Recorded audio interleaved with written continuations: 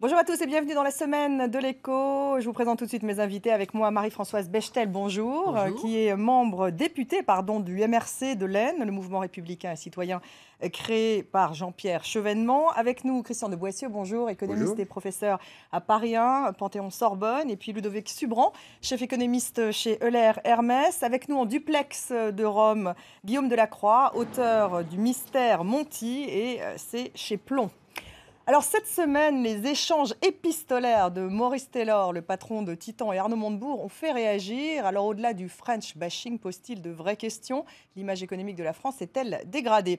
Et puis Bruxelles affiche ses prévisions de croissance pour la France 0,1% cette année, très loin des 0,8% prévus par le gouvernement. Du coup, le trou budgétaire devrait atteindre 3,7% du PIB.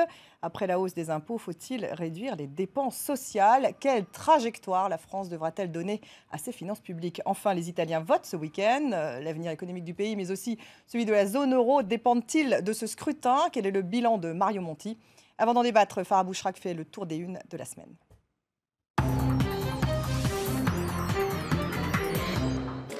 Rigueur de gauche, acte 2. Après avoir augmenté les impôts, le gouvernement va devoir tailler dans les dépenses et trouver au moins 5 milliards d'euros l'an prochain. Les allocations familiales pourraient en faire les frais. La Cour des comptes propose de revenir sur leur caractère universel. Car cette fois-ci, c'est officiel, la France n'atteindra pas son objectif de déficit à 3% du PIB.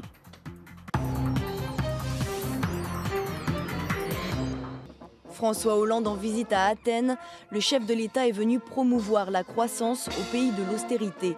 La Grèce vit sa 6e année de récession et en France, la croissance n'est pas non plus au rendez-vous.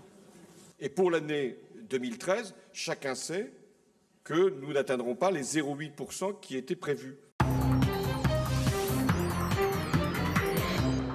Une lettre qui fait du bruit, celle du patron de Titan. L'Américain Maurice Taylor a finalement renoncé à reprendre le site Goodyear d'Amiens et il explique pourquoi. J'ai visité cette usine plusieurs fois. Les salariés touchent des salaires élevés mais ne travaillent que 3 heures.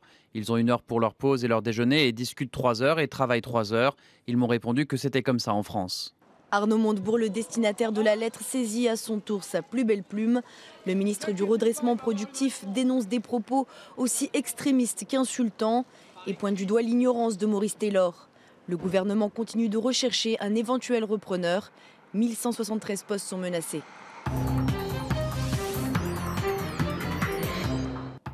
François Hollande trouve un allié inattendu, Standard & Poor's. L'agence de notation salue les efforts de Paris et pourrait relever la perspective de la France de négative à stable.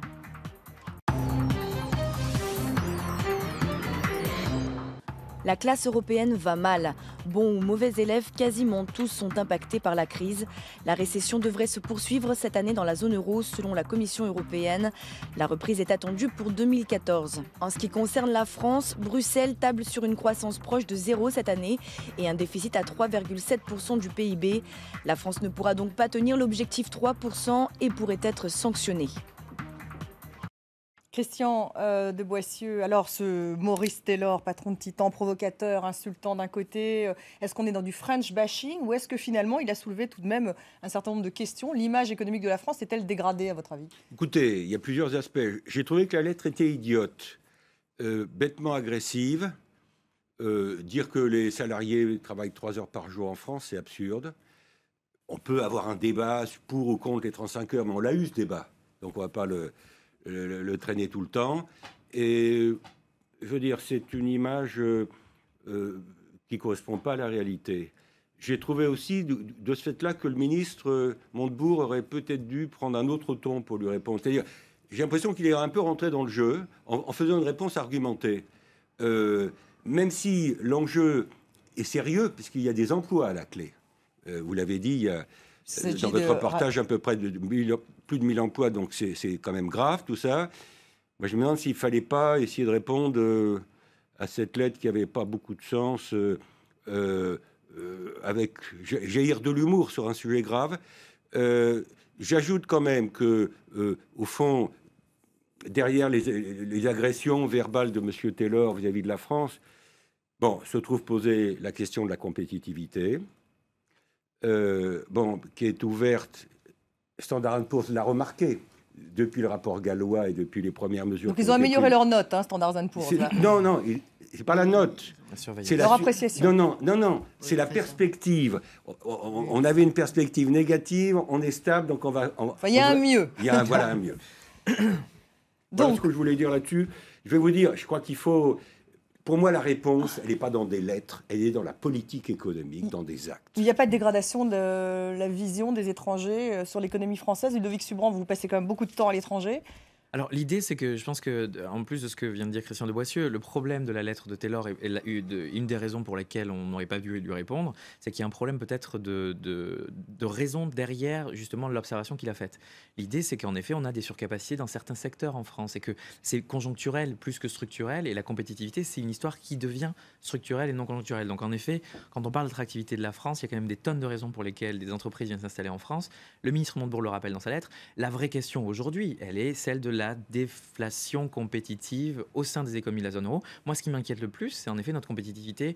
Ce que dit le rapport Gallois, finalement. Exactement. Ce n'est plus très nouveau. Voilà, mais les mesures qui ont été faites en suivant, c'est-à-dire notamment le pacte de compétitivité et de croissance, ne s'attachent pas vraiment à résoudre ces problèmes de compétitivité de la France. C'est des problèmes de fluidification des échanges entre entreprises.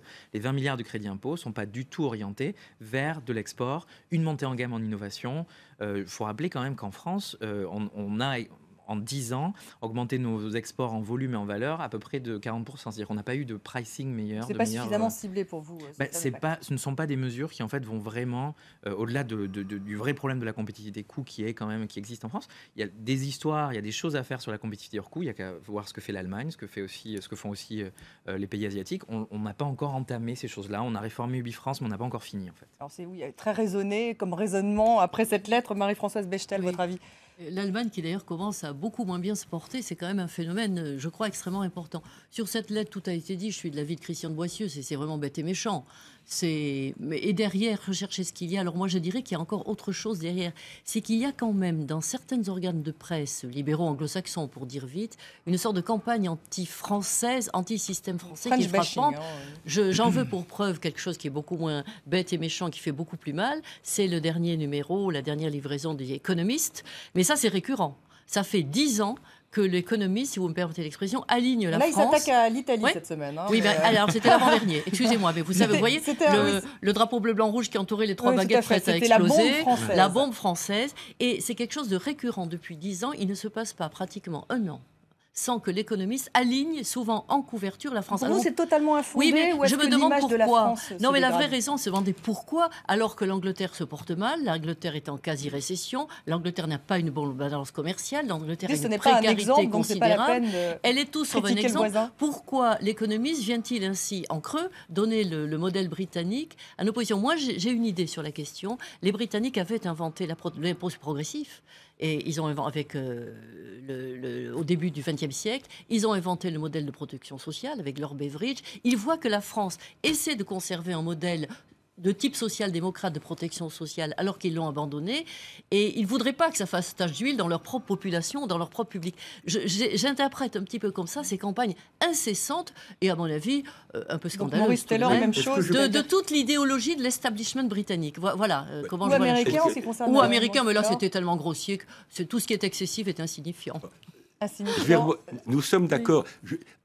Bon, ils ne nous font pas de cadeaux. En même temps, il ne faudrait pas que nous leur donnions l'occasion de ne pas nous faire de cadeaux. Je veux dire par là que sur les questions de politique fiscale, on envoie des informations qui sont souvent des symboles, beaucoup plus que des mesures effectives. Le débat autour des 75%, quoi qu'on en pense, ne nous a pas servi à l'extérieur.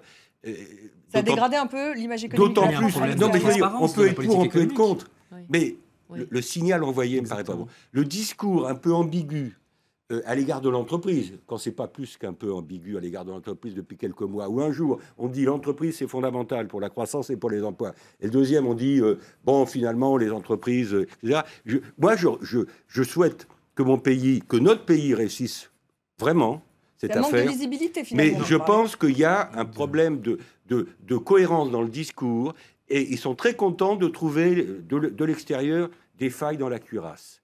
Très content, surtout les Britanniques, comme vous l'avez dit. Alors, faille dans la cuirasse, en tout cas, Bruxelles en parle, puisque viennent de tomber leurs prévisions de croissance, 0,1% en France pour 2013, alors que le budget français donc, a été fondé sur une prévision de 0,8% en 2013, même si on savait tout de même depuis 6 mois que, a priori, la France ne tiendrait pas cet objectif. 1,2% en 2014. Bon, alors là, c'est sûr que... Trou budgétaire qui devrait atteindre 3,7% du PIB. Marie-Françoise Bechtel, vous pensez qu'il va falloir aller revendiquer un nouveau délai ? Je vais vous dire, moi, je n'ai pas voté la loi de programmation des finances publiques, comme je n'ai pas voté le traité d'austérité européenne, parce que je pense qu'elle n'était pas fondée sur une prévision réaliste. C'est l'histoire du déficit, donc des 3% de déficit. Je n'étais pas la seule, il suffisait alors de lire les économistes pour s'apercevoir qu'on n'y arriverait sûrement pas, et que si on y arrivait, ça serait peut-être encore plus catastrophique que de ne pas y arriver. C'est-à-dire ça serait engageant cela par une austérité telle que le malade risquait de mourir guéri, pour le dire en gros. Donc je crois qu'il faut repartir d'un pied complètement nouveau. Il faut repartir avec de la croissance. C'est plus facile à dire qu'à faire, mais nous ne devons pas renoncer dans la négociation européenne. Négocier pour faire du déficit, en tout cas. Ça ne veut pas dire faire du déficit, ça veut dire se donner plus de temps pour ajuster le déficit public. Je pense qu'on le savait tous. Enfin, pareil, dans les prévisions chez Euler Hermès, par exemple, nous avions les 0,2 et puis les 3,5% de déficit Laurent depuis au moins 6 mois. avait déjà parlé de 0,2, 0,3 voilà, au début de la semaine. On le savait tous en septembre. Enfin, c'était l'acquis négatif qu'on allait récupérer de 2012 sur 2013. La vraie question, c'est en effet, qu'est-ce qui manque. Enfin, moi, je pense que les marchés le savaient. Je pense que tout le monde le savait. Est-ce que ça n'a pas rassuré les marchés que de tenir le cap il y a 6 mois ? Non, c'est un non-événement. Moi, pour voir comment la dette française a été échangée. On a beaucoup dit en boucle, pardonnez-moi de vous couper, on a beaucoup dit en boucle à l'Assemblée que la France avait donné sa parole, qu'il fallait respecter sa parole, que cette parole, c'était le déficit de 3%. C'est signal politique de l'arrivée. Mais c'est ça. C'est qu'il y a une dimension psychologique dans toutes ces questions.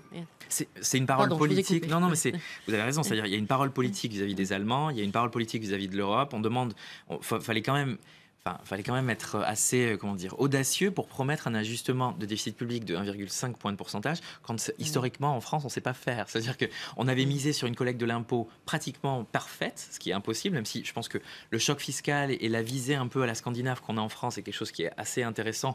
Parce que, comme vous le disiez, les Anglais, c'est Beveridge, mais nous, on est on est les derniers héritiers de Bismarck en Europe. C'est-à-dire qu'on est les seuls. Les Allemands ont dérégulé leur système de protection sociale avec les réformes Mars au début des années 2000. Donc nous, on a gardé une ligne socio-capitaliste plutôt à visée scandinave. On n'a pas fait tout ce que les Scandinaves avaient fait après la crise des bancaires des années 90. L'idée maintenant, c'est qu'en effet, le marché le savait. Moi, ce qui m'inquiète plutôt, les taux ont baissé. C'est ça. S&P, en effet, alors même si ça fait pas étalon, mais il savait que, en effet, la perspective stable, etc. Ils n'ont pas eu totalement tort de garder le cap, mais alors aujourd'hui, que faire, Christian Dubois-Boissieu ? Il faut aussi revenir sur ce calendrier ?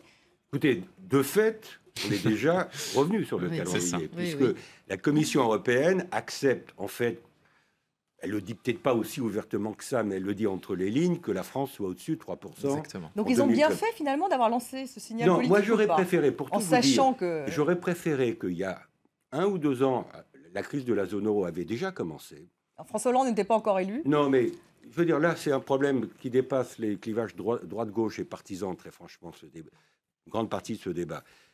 J'aurais préféré il y a 1 ou 2 ans qu'on se mette autour de la table et qu'on dise 2013, ça ne va pas être réaliste. Et les Allemands n'ont pas intérêt non plus à ce que leurs partenaires n'aillent pas bien. Bien sûr. Bon, et les Allemands, parenthèse, vous disiez tout à l'heure, Mme Bechtel, les Allemands, ils vont avoir une croissance de 0,6% cette année, au-dessus de nous, mais pas terrible. Le problème de l'Europe, c'est qu'il n'y a plus de locomotives en Europe. Les seules locomotives sont extérieures à l'Europe. Ils refusent d'être vraiment la locomotive de l'Europe. Mais ils peuvent pas. Ils ont aussi leurs problèmes. Excusez-moi, même si par certains côtés c'est un modèle, par d'autres c'est pas un modèle. Les banques publiques régionales en Allemagne vont pas bien. On le dit pas. Mais les banques dans les Länder. Ils n'ont pas fait l'erreur des Espagnols de les agréger en banque. C'est la seule différence. Ils ont été très je pense qu'il y a le débat. Diversifier le risque. La Commission nous dit il faut ouvrir la question des dépenses publiques, y compris des dépenses locales. Il y a pas sociales. Oui, mais il y a social, il y a local. Les budgets locaux, c'est un vrai sujet. Je ne sais pas combien il y a à gratter, mais il y a quand même un sujet. Le budget de l'État. Et donc... les agences. Oui, alors... dans la mesure où ça a un impact sur le calcul du déficit public au sens du traité de Maastricht, voilà ce que dit la Commission. Et la question des réformes structurelles, on nous dit il faut continuer à faire ce qui a été fait depuis quelques mois, à travers les premières mesures en faveur de la compétitivité, et puis les perspectives ouvertes par la négociation sociale de janvier, c'est-à-dire une amorce vers de la flexi-sécurité que Nicolas Sarkozy avait annoncé qu'il n'a pas réussi à mettre en œuvre ou qu'il n'a pas voulu mettre en œuvre. Pour l'instant, ne va pas suffisamment loin, vous dites. Voilà. Mais je dis simplement aussi que dans ce débat, nous sommes tous concernés. Les Allemands sont obligés d'accepter la situation. Il n'y a pas d'autre solution. Mais il faut revenir donc sur les allocations familiales. Il faut revenir sur le régime des intermittents. Surtout, et moi, par exemple, je ne dis pas ça parce que j'ai 4 enfants, mais les allocations familiales, c'est sans doute pas la priorité. La priorité à casser, en tout cas. Il faut certainement les maintenir. Il faut, moi je pense... La priorité, vous dites dépenses locales? Non, mais le régime assurantiel et les entreprises. Je termine en disant que je pense qu'on a un vrai problème de méthode. C'est qu'on ne sait plus aujourd'hui, on n'a plus les instruments qui permettent vraiment de mesurer l'efficacité des dépenses publiques. Et donc de dire, voilà ce qu'il faut favoriser et voilà ce qu'il faut sacrifier. Il y a un certain nombre de rapports. Il y a un problème de méthode. Mais ne croyez-vous pas que c'est parce qu'on ne sait pas donner les objectifs? Derrière la politique, l'économie, il y a toujours la politique. Bien sûr. Quel est l'objectif politique? Quel est l'horizon de la France? 5e puissance mondiale encore, 5e puissance exportatrice même, en dépit du déficit de sa balance commerciale. Quel est l'avenir d'un pays comme la France qui a une productivité, qui a des salariés, qui a une main-d'œuvre, qui a des capacités de se redresser considérables? Quel est cet avenir? C'est ça la question à poser. Pour moi, c'est la croissance est morte sur le chômage. Voilà, je parle de chômage parce qu'on n'a pas encore parlé. Oui. Pour moi, c'est ça le problème central de l'Europe et en particulier de la France. Nous sommes d'accord. C'est le chômage des jeunes en particulier. Et donc, c'est pour ça qu'il faut des initiatives de croissance aussi au niveau européen. Absolument. Tout ne viendra pas des pays eux-mêmes. Oui. Voilà, mais c'est par la négociation politique que vous atteindrez. Ça passera, en tout cas on en parlera dans la deuxième partie, on parlera beaucoup de l'Italie, on verra si finalement l'Italie est un exemple, puisque à la place de l'Allemagne pour la France. Restez avec nous, on se retrouve juste après le journal.